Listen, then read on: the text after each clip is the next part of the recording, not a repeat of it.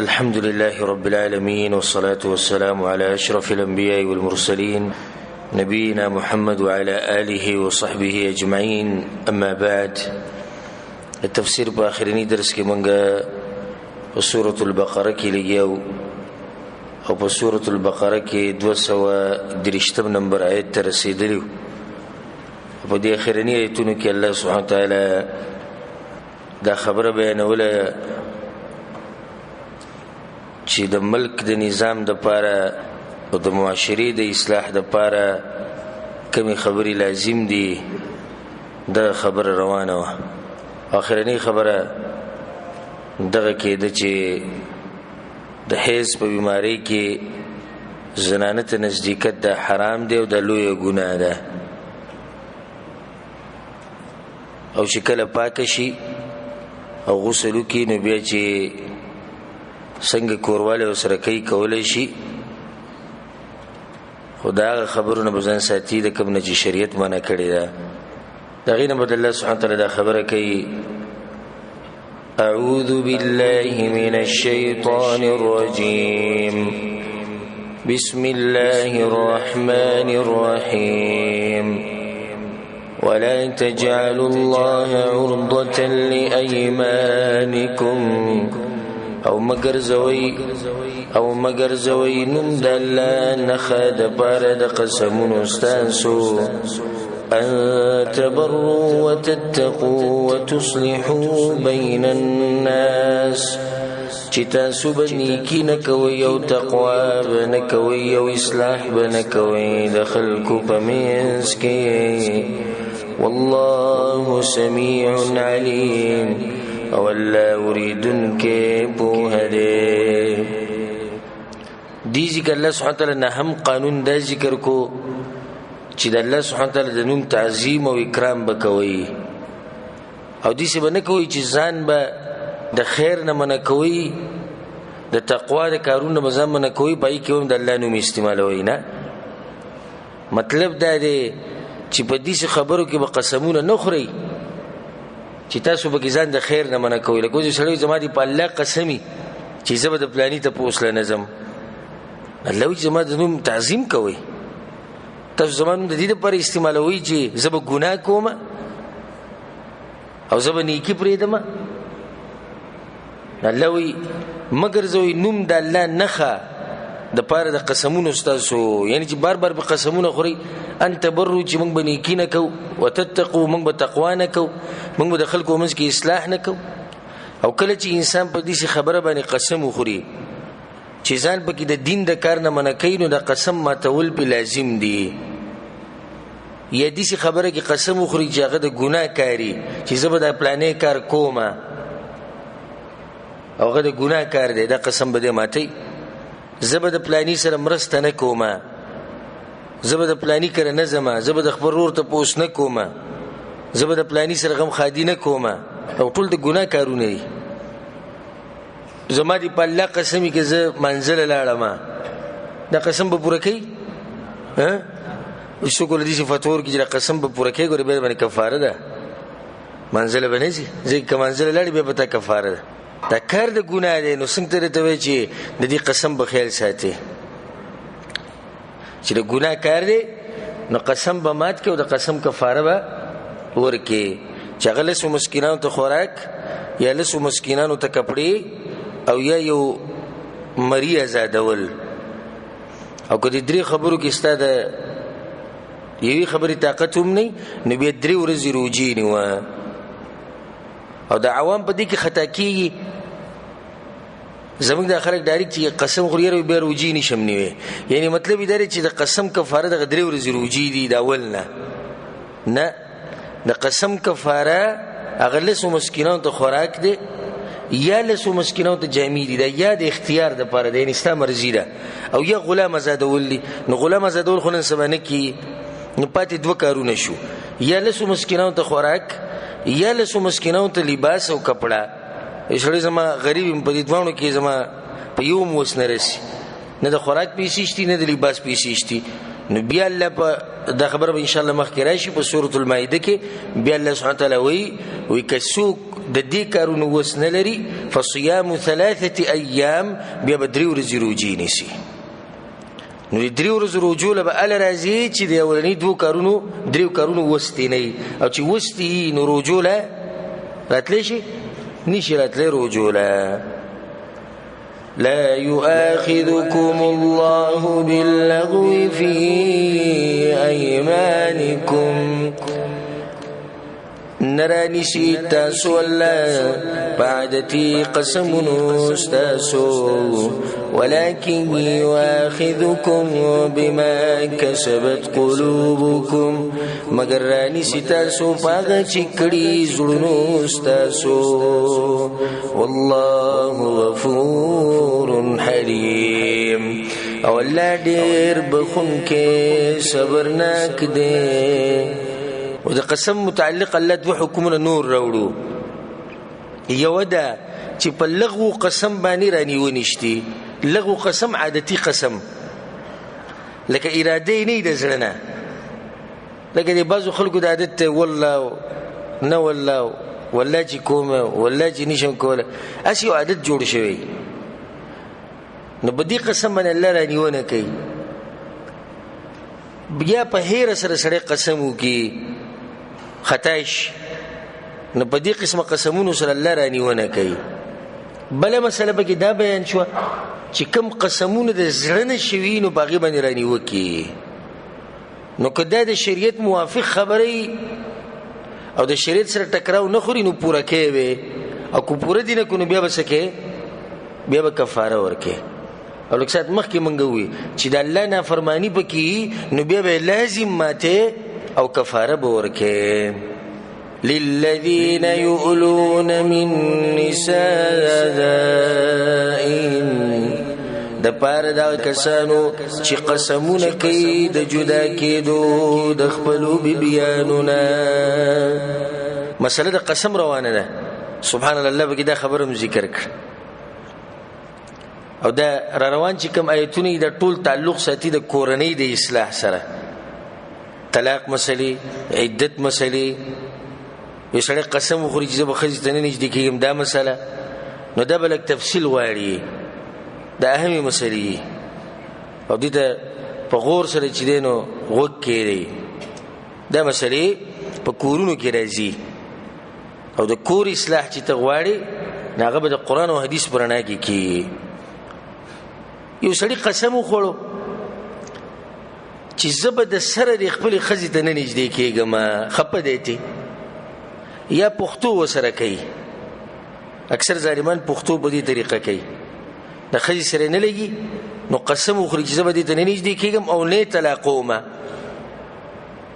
نور ول صفت کې روي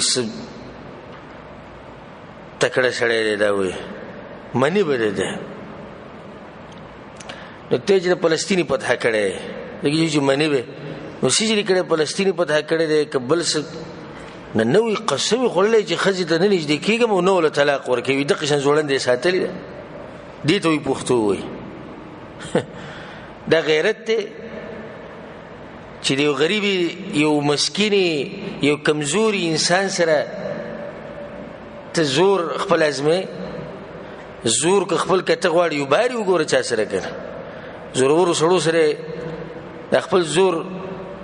وازمې چې پته دی ولګي تا کې څومره زور دی څومره پښتو ده. غریبه کمره کې دنه کوټه کې ناسته د قسم خوړلی زه ورته نه نږدې کېږم او نه یې طلاقوم. هلته زموږ د زنانه سادهګانې دي دین نه دي خبر. یعنې دوی خپل حقوق شته. بعض خلک ما ته دا وایي چې شیخ صاحب د دې زنانو د حقوق ته ډېر بیانې را بیانې او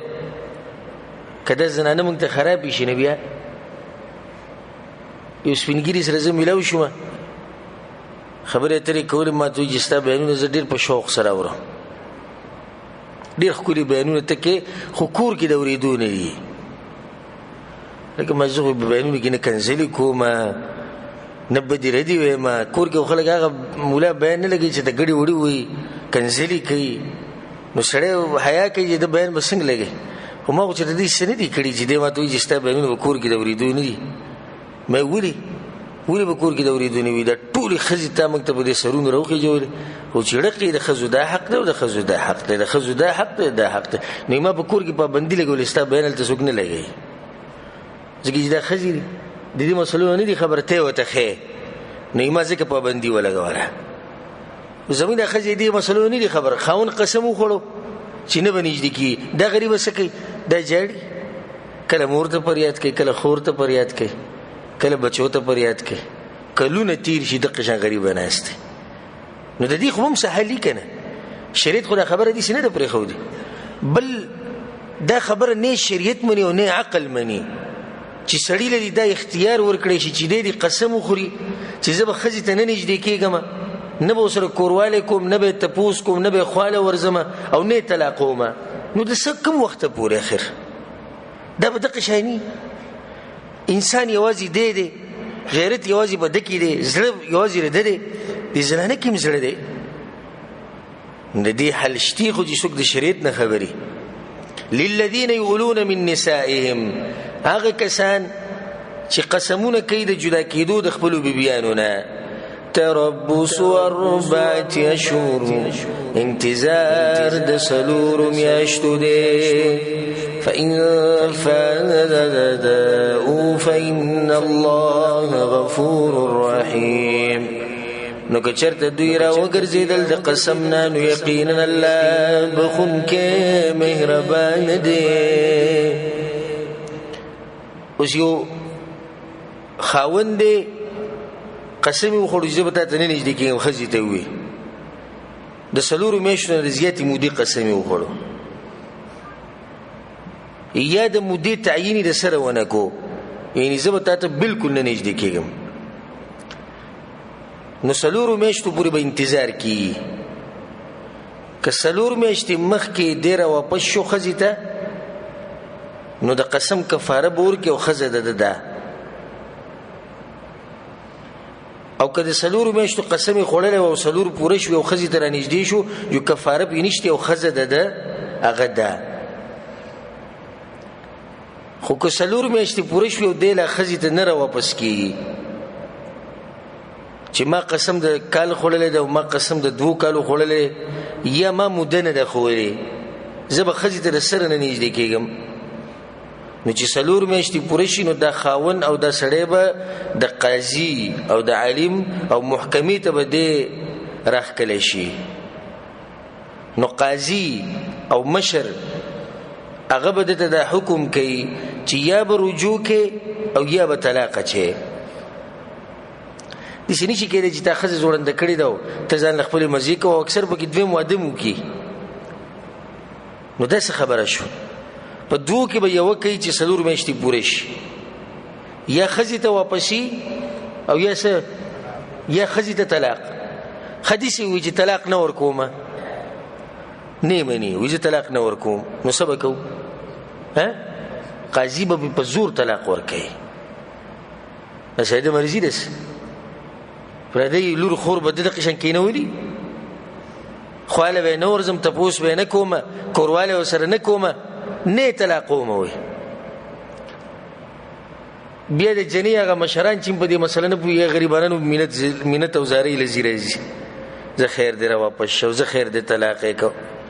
او د بریتونه ویني ساسي د زنانه سره ظلم کړی او په هغې یو فخر کوي نو په دې مسله تاسو پوه شوئ چې سړی دا قسم وکړي چې زه به ښځې ته نه نږدې کېږم نو انتظار د 4 میاشتو دی که مخکې را واپس شو او قسم یې د ډېرو میاشتو خوړلی و د 4 نه زیاتو نو قسم کفاره به ورکوي قسم یې د 4 خوړلی و کفاره پرې نشته ښځه ده ښځه ده او ښځې ته رجوع چې نه کوي او 4 میاشتې تېرې شوې نو قاضي عالم مشرانو ته به مخامخ کې هغو به ورته 2 خبرې بیانوي یا به ښځې ته واپس کېږي یا به ښځې ته طلاق ورکوي وایي چې زه طلاق نه ورکوم چې طلاق نه ورکوي په زور باندې به په ده باندې طلاق ورکوي دا د مرضي نه ده او داسې چې د هر سړي خپله مرضي شي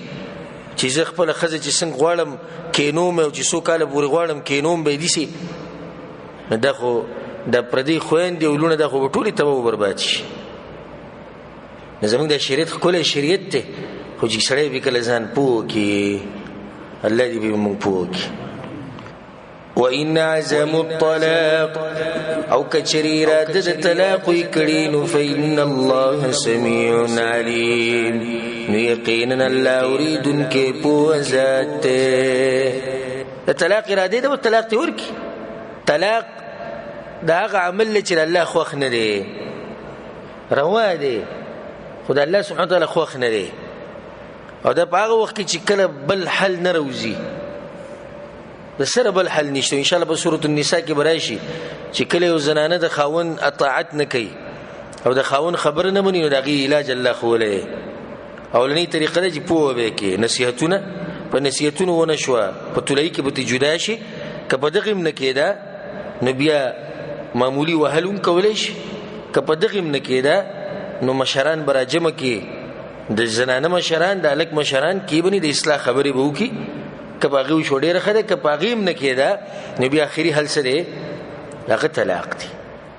او دا طلاق په شریعت کې د دې لپاره چې دې مسلو حل پیروزي لکه د باز نیم خلک طلاق نه بالکل یو بو تخکاری سیده چې طلاق د الله نه دی خو چې اوس د یو خبرې بل حل نه د سړی جونم تنگ دی د زنانه جنگوم تنگ دی یو بل ته کنزلی یو بل ته بدی ردی تر دې چې یو بل مرګ تم خوشاليږي نو اخر دې خځې سره به دا سړی سکی چې ځان سره ساتي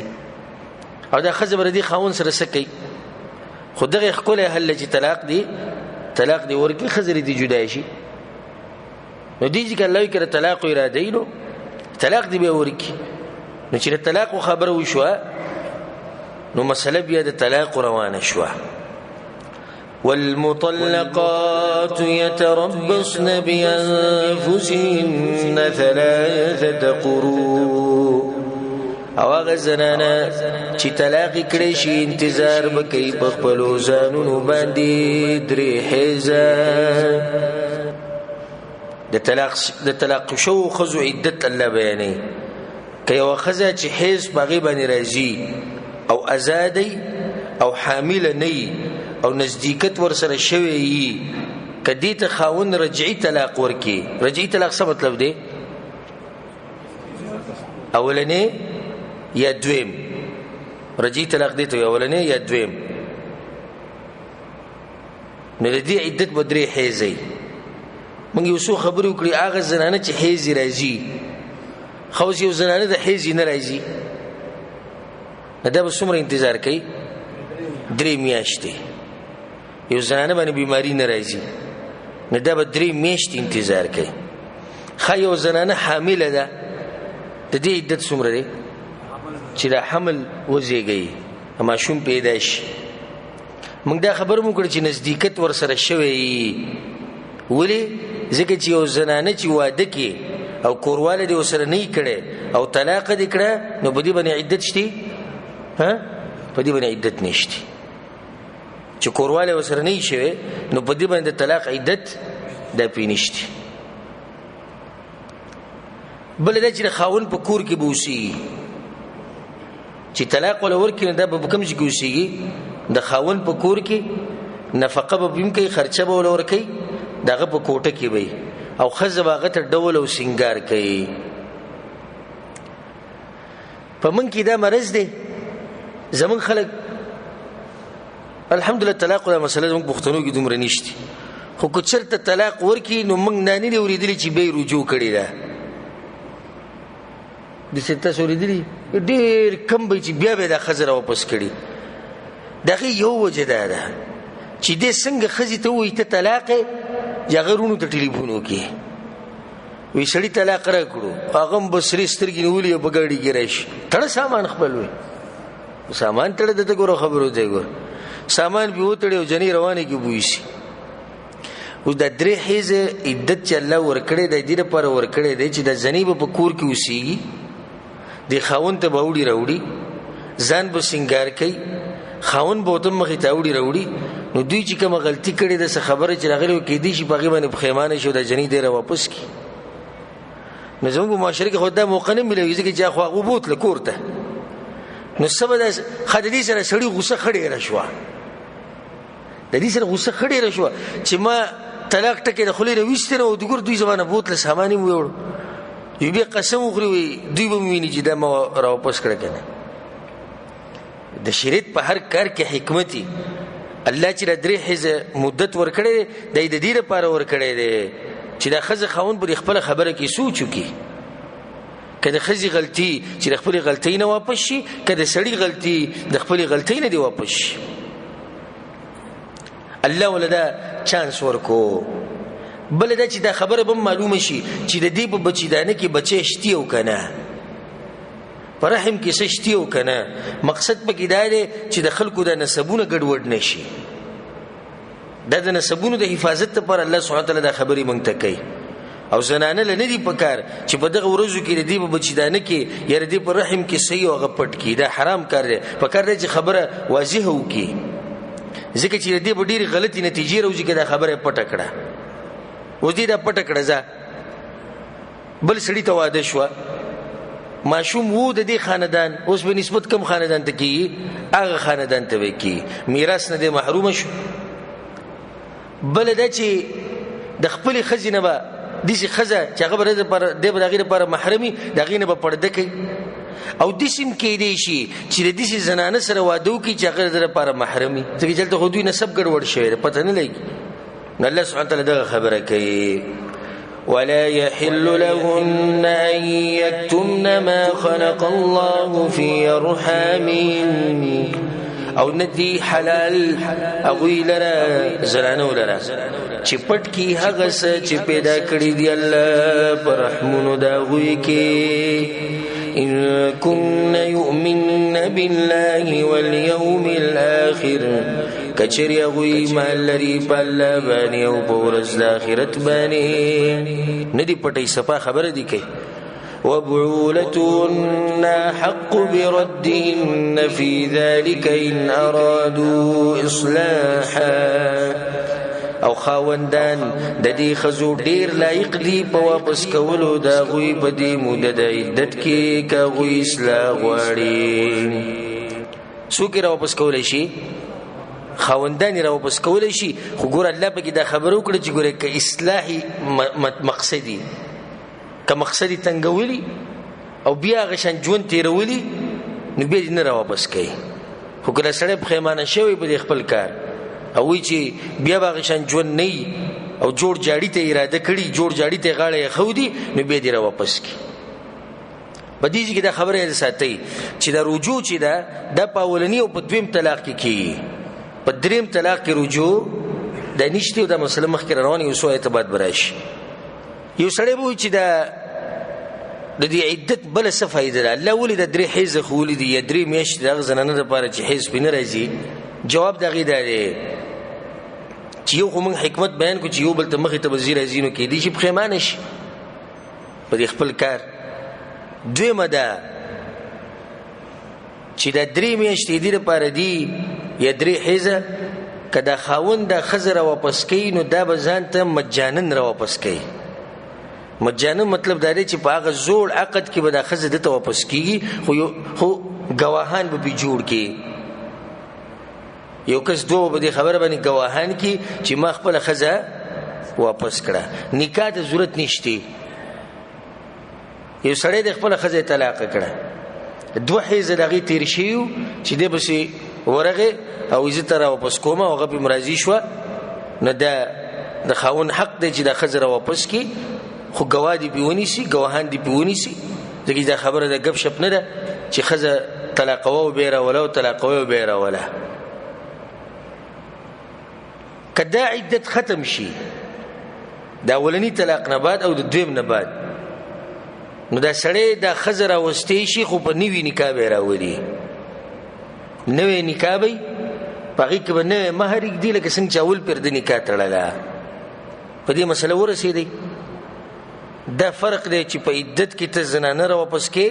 او یا د عدت نه بعد راواپس کې. نو د عدت نه بعد چې راواپس کې نو نوي نکاح به تړې، او په عدت کې چې راواپس کې نو نکاح ته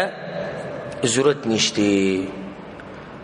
ولهن مثل الذي عليهن بالمعروف. او د پاره د خزو حقونه شتي پشان دغه حقونو چې باغوي باندې دي په طریقې سره دیږي الله اصلاح کوي د سړو چې سیدا د سړي په لاس کې طلاق دی سړی دا خزله را واپس کولی شي خو داسې نه چې د سړو په ذهن کې دا خبره کینی چې دا حق او هر څه زمونږ دی او د ښځو هېڅ هم نشتي الله وایي نه څنګه چې په دې ښځو باندې د سړو حقونه دي نو دغه شان د دې ښځو هم په دې سړو باندې حقونه دي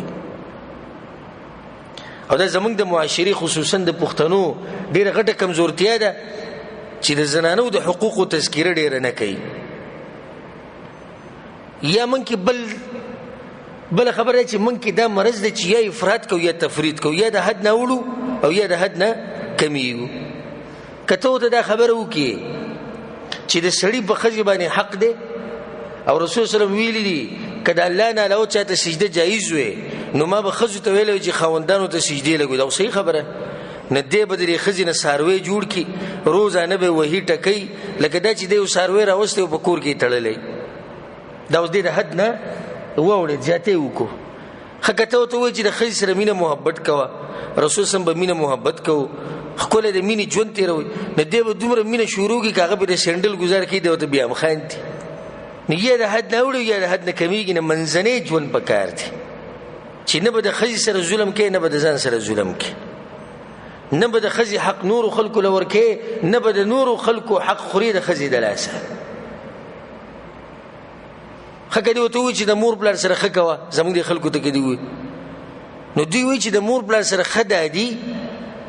چې د دې ښځې سرمن وباسي وایي تا اورېدلي نه و شیخ صاحب چې درس کې وایي چې د مور پلار سره ښه کوئ نو صحیح ده دا خو تا ته نه دي ویلي چې د مور پلار سره ښه کوئ مطلب دی چې د ښځې هغه حق هغه ختم کوي هغه پرېږدئ او صرف د مور سوچ کوئ که دې ورته ووایي چې د ښځې سره ښه کوه نو بس مور پلار بوډا بوډۍ به دی پالتو کي هغوی به بېعزته کوي د ښځې د لاسه هغوی ته به کنځلې کوي د ښځې د لاسه د هغوی نافرماني به کوي د ښځې د لاسه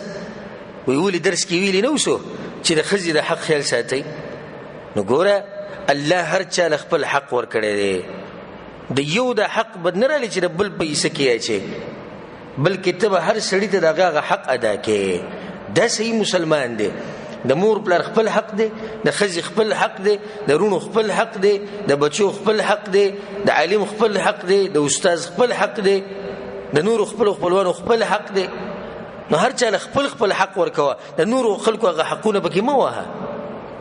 وللرجال عليهن درجات او د سړو د پاره په هغوی باندې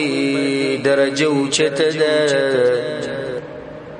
صحیح ده چې الله وایي په یو بل باندې حقونه شتي سبحان الله نو دا خبره دې دپاره وکړه داسې نه چې هغه خلک هغه نن سبا چې دا چغې لګوي په ټیویانو په پروګرامونو کې چې ښځې او سړي بلکل یو شان دي الله وایي ګوره یو شان نه دي سړي ته اوچت دي حق شتي د ښځو خو دا مطلب نه دی چې ښځې او سړي یو شان دي دا بعض خلک وایي الاسلام دین المساوات اسلام هغه دین دی وایي چې ټول خلک یو شان کړي دي او په دې باندې د عوام نه پوهېږي په دې جمله بلکې بعض طلاب العلم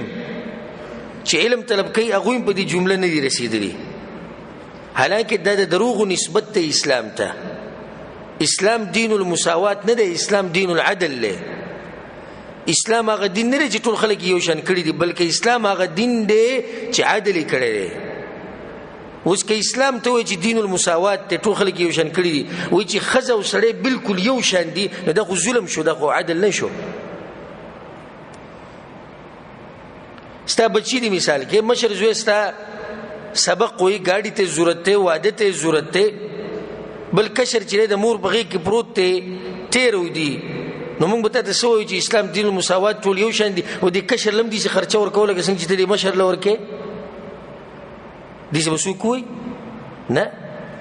سړی د زنانه نه اوچت دی هغه مقام اوچت دی الله د عقل د لاسه اوچت کړی دی د زور د لاسه اوچت کړی دی په دې سړي کې پوخ عقل پروت دی دننه نن سبا دا دومره متاثره شوي دي د بعض مسلمانان د انګریزانو نه او د يهودو نصاراو نه چې چرته خبره کوي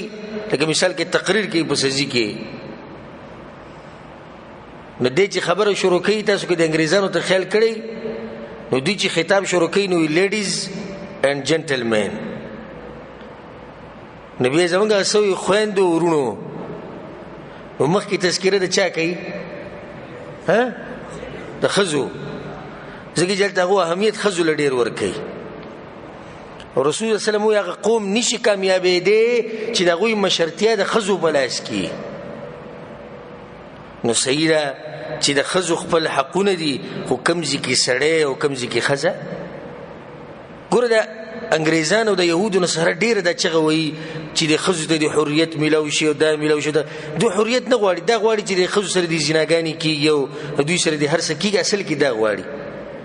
خو بیا چې د دوی په ملکونو کې کم خطرناک پوسټونه دي په سیاست کې پغې باندې څوک دي سړی دي که خزي سړی الته خزنه پری دي په خپل نه پری دي ګوره دا باقاعده دوی لیکل کړي دي په قانون کې چې پلانې پوسټ پلانې زید مزدوري پلانې او پلانې اداره په دې کې به خزنه پری دي ولی به په دې کې خزنه پری دي ځکه چې د خزي دومره عقل نه لري څومره چې د سړی دی لکه اوس یو خفیه اداره ده په یو ملک کې د دې خفیه ادارې مشر دې څوک ماته وخی چې هغه دغه خزي چې دا خزه د پلانې خفیه ادارې مشر ده نه مشر کوي دا هغه ځکه چې دوی ته پته ده دوی ته خپلم پته ده چې دې سړی چې څومره عقل له دومره عقل په خزه کې نشته دا خبره نه وګديږي خو صرف می اشاره دې طرف ته وکړه چې سیدا د خزي خپل حقوق دي د سړی حقوق دي خو سړی خپل مقام چې د سړی مقام چې هغه د خزي په دې مقام باندې اوچته والله عزيز حكيم او لا زور وله حکمت والده د جاهلیت په زمانه کې دا طریقه و چې سړو به خزو له بشماره طلاقونه ورکول بشماره په ورځ کې بوله 50 طلاق ورکړ او د عدت ته پوره کېدون مخکې به بیا راوسته بیا به طلاق کړ بیا به راوسته بیا به طلاق کړ بیا به راوسته خزینه به شي ساروي جوړ کړو الله په خبره باندې رد کوي الطلاق مرتان طلاق رجعي دو پیری دی یعنی هغه طلاق چې خزبه کې بیا راوستې شي هغه دو پیری دی دا نه چې بس طلاق ورکواو و یو بدو دا بدوانو لري سادهګانی ابد خزل طلاق ورکو په ورځ کې بلس منځله طلاق ورکول خزي بو زنا علم ابو ته طلاق غوي زنا علم یو دې بم غلې شو چې وای نه غستو چې به بل ورکول اکثر به هغه بو زنا علم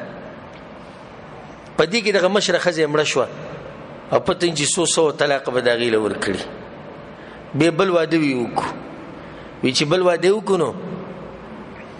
د خو د شی په طلاق کړه یغې ته په اول ورځو ته طلاق دا خو په خزو یغې سامان ومن راوغستو د دې چرته ته سامان دی راوغست وې زم د پلار کور ته نو مستغو قصه ختمه کړه یغې چې هي الله دې ام عبد الله وبخي سو بیری بوله ما طلاق ورکو هغه بناغست او طالب ایوب پر طلاق درکو ته واغست روان شي طلاق دا مسله څه غب شپ خو نه دي هغه طلاق چې دا غینه بعد خزر او پس کې دی شي الله یغدو پیری دی فیمساکو بمعروف او تسریح باحسان نو ساتل دی د خزی په خطرې سره یا پرې خود دی په خطرې سره الله یزان ته وګوري کني شي ساتلې نو به په خطرې سره پرې دی او که ساتلې شي په خطرې سره او جون بختيريږي نبي رجوع کولای شي ولا يحل لكم ان تاخذوا مما اتيتموهن شيئا او جایز نه دي تاسو د پاره چې واخلې دا غمال نه چې تاسو ورکړې دی غوي تاسو شي کمال چې تاسو غوي ورکړې دی هغه تاسو د غوي نه نشي غسته دا مسله مخکې روانه ده ان شاء الله د مہر دا مسله إلا أن يخاف ألا يقيم حدود الله مگر کيریږي خزو خاون چې وبنکی پابندی د پلود الله فإن خفتم ألا يقيم حدود الله نو کچری تاسو یریدئ چې پابندی بونکی دوانه د پلود الله فلا جناح عليهما نو نشتی گناه پدې دوانو باندې فيما افتدت به باغ مال کی چې په بدل کې ورکی دا خزه خپل خاون ته د خلع مسله ده دا د طلاق نه څه مسله ده خلع او خلع څه ته وایي چې خزه طلاق غواړي د بدیزي کې الله وایي کله دوی یو بل سره ژوند نه تیریږي د پولو د الله حفاظت نشي کولای او دا خزه وایي چې نور زه تاسو سره ژوند نشم تیرولای او خاون ناراضي کیږي او دا د خپل خاون په دې راضي کی چې زه به تعالی ستاغه مہر درکم یا دومره مال بدل درکم او خاون په راضي شو نو بدی کې هیڅ ګناه نشته په دې ټیم کې خاون د دې خزینه ساغستېش او چې کله طلاق خاون ورکي په خپل مرزي ورکي نو بیا دې څه شي نشي غسته خو چې خزه په خپل مرزي طلاق علي نو بیا اغستېشي علي وتی دې لپاره چې راضي شي او د خلع الى مسله دي سینه چې هر خزر خپل خاون نه طلاق غستېشي کدي سی ویجو بیا خو به یو پته چې سو پیری به د خاون د ورځې طلاقو ورته سړی ډیر د اوچت عقل خاوندان دی ډیر صابر دي چې دا خبره کله کله کوم زم د الله شکر دی او الله حکیم بچره طلاق د خبره دی دغه ور کړی دی سړوله کله د خزو په لاس کې او ته وی چې مال امیل لوړ ته نه راوځي ته طلاق ګرځه مزي کوا پته چې سو پیری به موږ طلاق ولو د ورځې خو سړی ډېر صابر دي عقل له دې دروند دی په دې وړوړو خبرو باندې سړی طلاق نه ورکي اوس په کوم ملکونو کې چې د يهودو نصارو د ملکونو د هندوانو ده د خزي په لاس کې د طاقت شتي چې د طلاق ورکي نو باغی کې د خاون د خزي سره د ژوند تیری لکه دغه چې خاون یو دی د خزي ځکه چې یریږي د سنې طلاق مینه کی دغه سم معاشره او چې سړی دی یو بل سره ملو شغه یو طلاق کړي کنه راشي بل ته خپه سیجل بس یو خزرن طلاق کړو د کوم معاشره شو کوم خبرې چې هیڅ خزلي ګره سړی طلاقي نو طلاق د مسله چې الله دی سړو بلاس کې ور کړی دا نو د اسینه ده الله سبحانه وتعالى حکیم بچا د په هر کار کې حکمت تلك حدود الله دا پولی د الذي فلا تعتدوها نمورد دينا ومن يتعد حدود الله او سوق چې تیر شي د پلو د الله نه فاولئك هم الظالمون نهم دغه کسان ظالمان دي فإن طلقها نو کچرت طلاق ورکو خزي تدریم طلاق د دو خبر خوش وکنه ودریم ورکو فلا تحل له من بعد حتى تنكح زوجا غيره نو حلالا ند دا خزا دا غد پارا ورستو د دینه تر دې چې نکاو کې د بل خاون سره یو سړی د خپل خزه طلاق کړه دریم طلاق ولا ورکو اوس د دریم طلاق نه بعد د خزه دته نشي را واپس کېده په یوې طریقې سره واپس کېدی شي چې دا خزه په خپل مرزي او غبل سړی کمی چې غواړي په خپل مرزي دا خزه وغواړي دا ته په خپل مرزي واده شي فإن طلقها نكچرت الطلاق ورکی غدویم خاون دغیتا فلا جناح عليهما نشتیس گناه پدی دوانو بانی ان يتراجعا چیو بلتوا پشی پنکان سرا ان ظن ان يقيم حدود الله کده دی دوانو گمانو چی پابندی بکی د پلو د الله و دیږي کې د درې مسلې اولنی مسله خدا واضحه شو چې د دریم طلاق نه بعد د غزول خاوند د خزنی شره واپس کوله الا دا چې بل سو کې واده کې بخپل مرزي او زنانه برازي او بیا هغه سړی په خپل مرزي د ښځه طلاق کی نو بیا د زوړ خاوند ځان ته راوپس کولی شي. دویمه مسله زمونږ په دې ملکونو کې حلالي راوستې دي لپاره دې ته حلاله وي. حلاله څه ته وي؟ چې یو سړی د خپل ښځه طلاق کړه دریم طلاق ولا ورکو نو اوس به وي دې داسې چل کوي چې یو کس لري د ښځه بوځي او هغه دې ورسره یو شپه تېره کړي کوروالی به ورسره وکړي بیا دې ځان ته راواړي. رسول صلی الله علیه وسلم په داسې سړي څوک چې خپله ښځه چاله بوځي والعیاذ بالله او څوک چې ولا دا کار کوي پرې دواړو باندې لعنتونه ویلي او دا کم کس چې خپله ښځه بل چاله بوځي او بیا یې راواپس کړي ځان ته د ده په شان بېغیرته او بې ایمانه نشتی چې یو سړی خپله ښځه بوځي او دی ورسره بار د دروازې خوا کې ورته انتظار کوي یا ورته وایي چې زه دا ښځه واله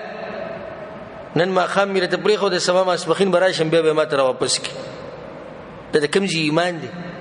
او د کوم ځای غیرت دی د کوم دین دی په کوم ځای کې دا خبره راغلې ده. یو مولا پاکستان کې دا خبره کوله ولته د دې حلالو سینټر هم کولاو شوي دي والعیاذ بالله چې حلاله دي وکړي یو کس ته د علاج وخو چې ستا په دې مسله کې څه نشي کېدی ته حلاله وکړه.